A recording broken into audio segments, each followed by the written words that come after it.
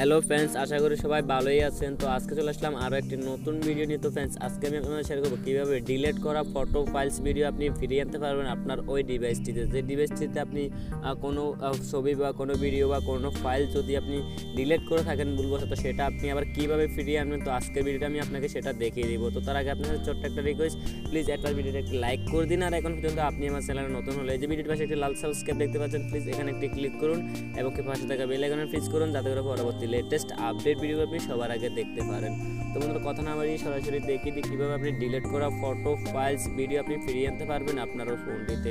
তো তার জন্য আপনার ছোট্ট একটা অ্যাপ্লিকেশন লাগবে, যে অ্যাপ্লিকেশনটা আপনাকে ডাউনলোড করে নিতে হবে গুগল প্লে স্টোর থেকে। তো অ্যাপ্লিকেশনটা কীভাবে ডাউনলোড করবেন সেটা আমি পরে দেখাচ্ছি। অ্যাট ফার্স্ট দেখা দিয়ে কীভাবে অ্যাপ্লিকেশনটি ডাউনলোড করার পর ওপেন করবেন।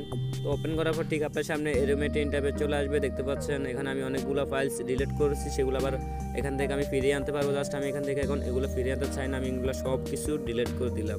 ডিলিট করার পর দেখতে পাচ্ছেন আমার এখানে সব কিছু খালি। এখন আমি জাস্ট গ্যালারি থেকে চলে যাই, এখান থেকে সোজা বের হয়ে আমি গ্যালারিতে চলে গেলাম। তো গ্যালারিতে আসার পর আমি এখান থেকে দুইটা আমি ফটো ডিলিট করে দিলাম, তিনটা ফটো ডিলিট করে দিলাম।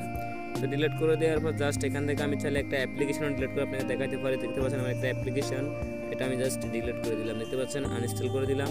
আনইনস্টল করে দেওয়ার পর জাস্ট এখানে আমার অ্যাপ্লিকেশন একটা আর এখন ফাইল ফটো তিনটা আমি ডিলিট করে দিয়েছি।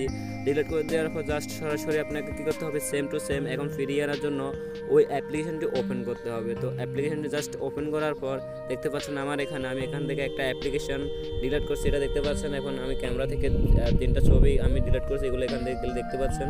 এই যে তিনটা ছবি আমি এখান থেকে ডিলিট করছি, এখন চাইলে আমি এগুলো ফিরিয়ে আনতে পারবো। দেখতে পাচ্ছেন এই ছবিগুলো আমি এখান থেকে ডিলিট করে দিয়েছি। তো এখন জাস্ট অ্যাপ্লিকেশনটা আপনাকে দেখাই।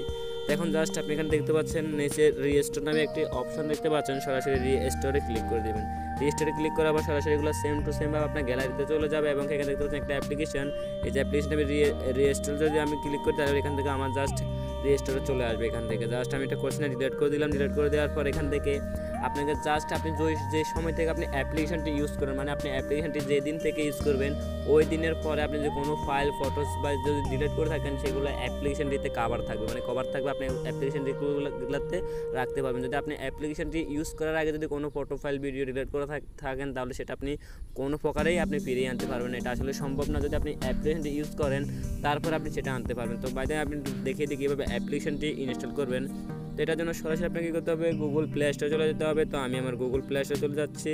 তো গুগল প্লে স্টোরে আসার পর জাস্ট সার্চ বক্স দেখতে পাচ্ছেন, সরাসরি সার্চ বক্স থেকে চলে যাবেন। তো এখানে জাস্ট ডাম্পস্টার লিখে সার্চ দিয়ে দিবেন। এই দেখতে পাচ্ছেন ডাম্পস্টার লিখে সার্চ দিলে পর ঠিক আপনার সামনে recovery my delete picture and video দেখতে পাচ্ছেন ফাইল।